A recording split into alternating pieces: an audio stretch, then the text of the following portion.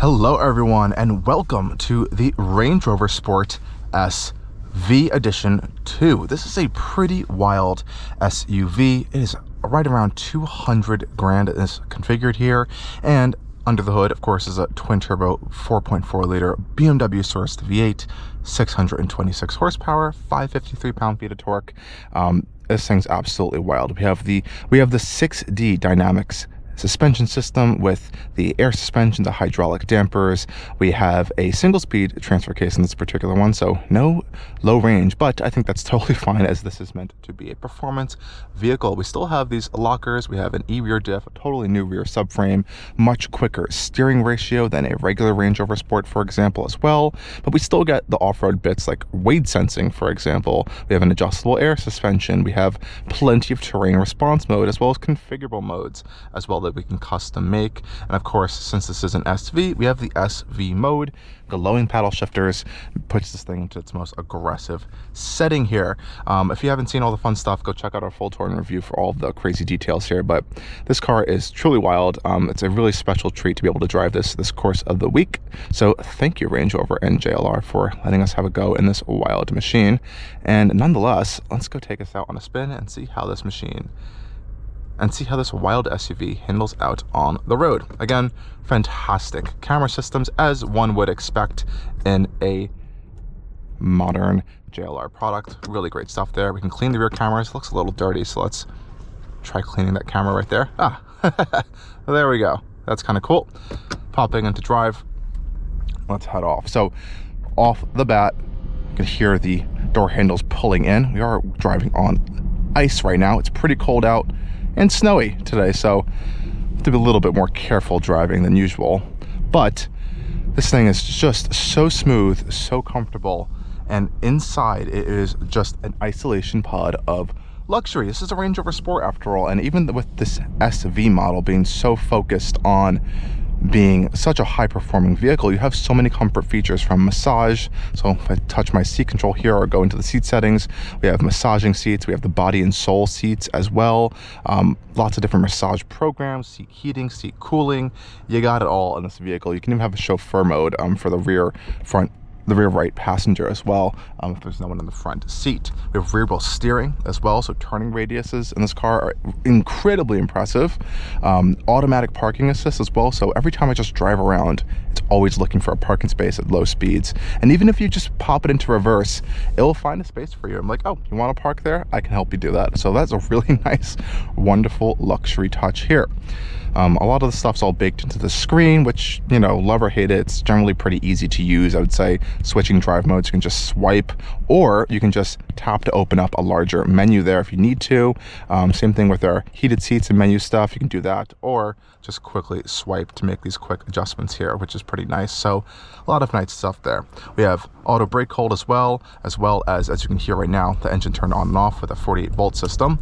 Makes it very easy and quick of a process there, so it doesn't really intrude on your experience. And we even have an exhaust button right here that you can always turn on and open to open up the baffles of this wild V8 exhaust sound in this vehicle, and it is truly a great experience. Now this thing is insanely fast. We do need to get some fuel, so we're not going to push it through too hard of a paces here, but we'll do a quick acceleration in this car in the dynamic mode. I found SV mode to be very aggressive for on-road driving. It really is meant for like a track almost level scenario here. We do have a launch control mode. There's also a multi-stage traction control system here, from regular traction or traction off. Just a quick taste of the insane launch capability of this car. It's pretty slippy out today, even with these all-season tires we have on here, which are standard. All the ice and snow, it's a little bit struggling for traction in some areas, but holy cow, does this thing get off the line. And once you pop it into these more aggressive modes, we also are getting a much more rear bias of this all-wheel drive system in this Range Rover Sport. So a lot more power is being sent out back. We have a staggered tire setup on this particular one as well, for a little more track-focused handling characteristics. Downshifts are pretty quick, actually. It's wild, which is quite nice actually. So the transmission's pretty responsive, I would say. There's also an S mode we can pop it into to make it even more aggressive, and that 360 suspension system keeps this car so well planted around corners. It is truly unreal.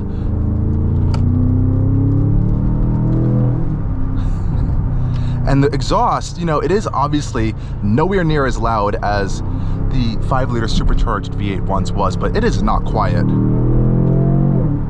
And it gets up to speed incredibly quickly, and you can pop it right back into drive whenever you need by just holding down the paddle shifter, take it out of S mode for the transmission, and you're on your way. And on the highway, if you pop it back into like adaptive or comfort mode, it's just so comfortable. Oh my gosh, even with these 23-inch carbon fiber wheels, which, you know, helps to shave unsprung mass, the weight of the vehicle that's counted in that area and the tire section, which, you know, helps to turn in, I guess, a little bit, and I guess shaves a little bit of weight. But even with those, you don't really have that much bumps and intrusion coming in here. It is a little bit stiffer noticeably than a regular Range Rover Sport, but it still is actually quite comfortable. And that adaptive hydraulic suspension part and the air suspension really work together to kind of balance that stuff out, while also keeping the vehicle very, very controlled. It has a lot of split personalities in that sense, which is a good thing. It's not always too stiff. Love that sound of that low-end V8 grunt from this vehicle as well. It's really, really pleasing.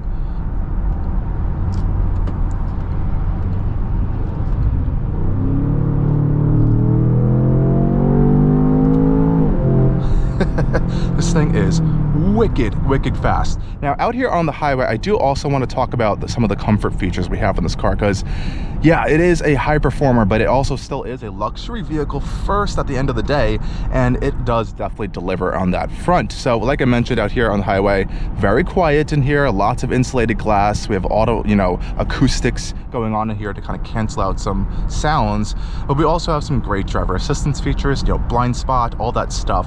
And some other great stuff is on the Range Rover products, we actually get steering assist. So not all the Jaguar Land Rover products typically get a steering assist function, but this one does. So all you have to do is turn on your adaptive cruise system right here, set our speed, and as you can see, we have a little steering wheel icon up here, and this is meant for highway use, but it is technically steering the vehicle. Now, most Land Rover products I've seen, specifically Defender or a Discovery, you're just going to get a lane keep assist function. So it's just going to pogo stick you in between the lane lines. It's not really going to keep you centered and steer around corners like this particular system is doing right now. Now, it's not a hands-off system, but as you can see, it is capable of doing this. It's going to start yelling at me to put my hands back on the wheel, but it is still steering itself around a corner. It's got a little more of a louder chime there, but that's pretty nice to see. It's a little bit more comfortable experience on a highway scenario. Easy adjustment here for our distance control as well. We have quite a few different distance control adjustments, which is nice. Easy speed adjustment as well, so we can adjust our speed right there. And there even is a limit mode as well, so that will just kind of limit you from not going over a specific set speed, which is a pretty cool feature. So this is actually nice. I would like to see some more advanced stuff coming down the road, which we probably will see soon, such as, you know, auto lane change assist or a hands-off style system. A lot of the competition already has that, but a lot of people don't always use it, so it isn't a necessity, but it is nice to have as a luxury feature, especially in a car that costs around 200 grand, but at least we get this feature here. Also on the highway, we can have our heads-up display up here, which is showing us some information. If we are using the built-in navigation system or something such as Apple Maps, we'll get some turn-by-turn direction stuff over there. But as you can see on my digital cluster, it also shows Waze as displayed through Apple CarPlay. We'll also get the built-in navigation to show up here, as well as Apple Maps, which is cool. And we have a few different gauges to cycle through, from a full, gigantic map view, as well as a more relaxed view. And as we can see here, we have our traditional speedo view, and you can customize all of these to your liking. Only in SV mode, though, do we get this wild center gauge cluster here. Whew, and some wild shifts. Paddle shifters turn red here for us as well. We get some really unique custom gauges, such as the boost pressure on here. We have some G-forces. The car lowers down, hunkers down as well. It really does transform the whole experience of this vehicle, but there's such an amazing split personalities of this car. It can be so comfortable and luxurious, so much more stiffer and aggressive and really on edge. It's really quite cool to see, and all that really is capable and possible thanks to this wild suspension system and setup on the car as well. But for the price tag, I think this car is generally quite worth it. You have to kind of consider some of the competition in this class now. This is up near Cayenne Turbo GT, Aston Martin DBX. We also are getting Bentayga, and you know, a lot of these cars handle and perform well, but none can do it in this really high quality build level, and are able to do it in such where you can do high performance driving on a track. You can do off-roading if you want. You can do casual, really comfortable on-road driving, and does all those things well. Not all of those vehicles in this class can do all that stuff in a way where it's not, you know, 300, 400 grand at that rate. And at that point, you're not really going to want to take it in any of these scenarios. So this car, I think, makes a case for itself in a lot of those areas. It has the Range Rover status as well.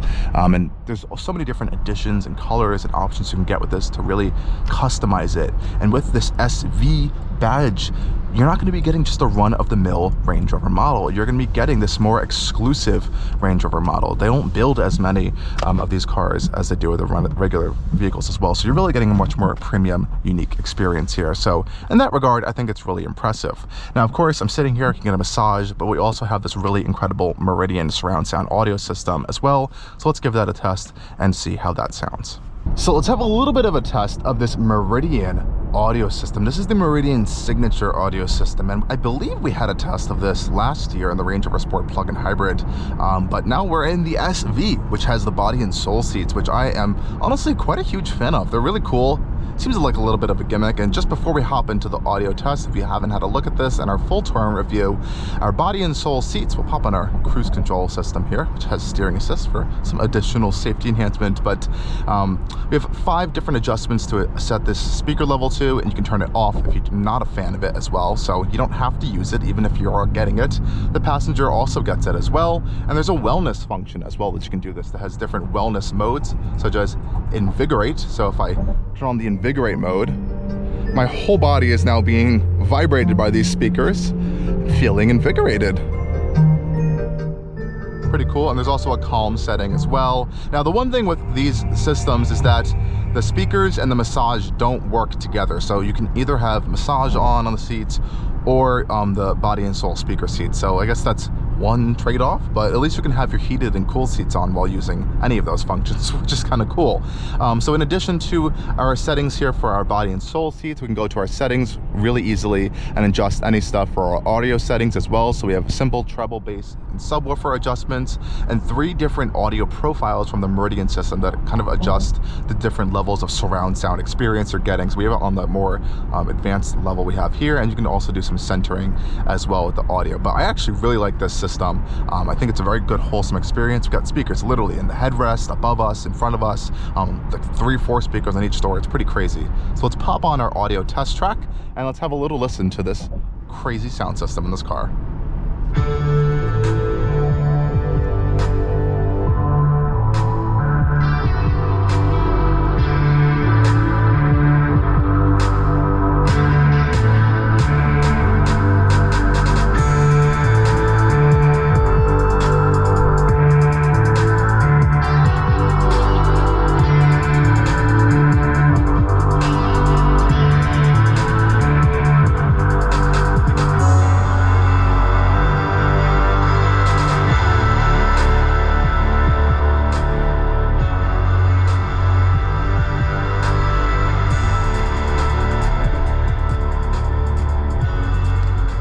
So we have this volume adjuster knob right here on the steering wheel, and honestly, it's quite needed because the only other way to adjust the volume in this vehicle is all the way over here, and you gotta stretch to get it, and you gotta scroll. It's almost like a passenger volume knob there, but I gotta keep doing this. Otherwise though, this is a really fabulous audio system, and I really have no complaints there whatsoever. But nonetheless, wrapping up this week here with the Range Rover Sport SV Edition 2, I can't say genuinely enough good things about this car. It's awesome. And again, as I mentioned in this whole review and drive, for the price point that this vehicle is at, it's absurd, but you got to look at some of the competitors here, and they also are even more expensive. And this does everything that those vehicles do in its own unique way, with its own tech, its own luxury focus, its own feature set. I kind of really like it. So really big kudos to Range Rover here. I really like what they're doing, and I know there's some more crazy stuff coming down the roads for these model lineups. They're really just getting started with this new generation of the SV brand. So definitely give this a considerable look. You know, this is an SV Edition 2 that has a lot of crazy upgrades on it that you don't even need to get a Range Rover Sport SV. So it could be had at a price very similar to a Defender Octa, which is in the 150-160 range, even though this one with the carbon wheels and the carbon ceramic brakes is like, well, a little bit over 200 grand. You don't need all of that, so you can get a pretty good performing priced high performance luxury vehicle and a price point where there's a lot of competition, and this thing really does, I have to say, stand out amongst the crowd. As always, guys, as we set off in traffic, we'll pop back on our adaptive cruise control with the steering assist system here, and as always, stay tuned for more coming soon on Allcarnews. And thanks for joining us on this drive. Cheers.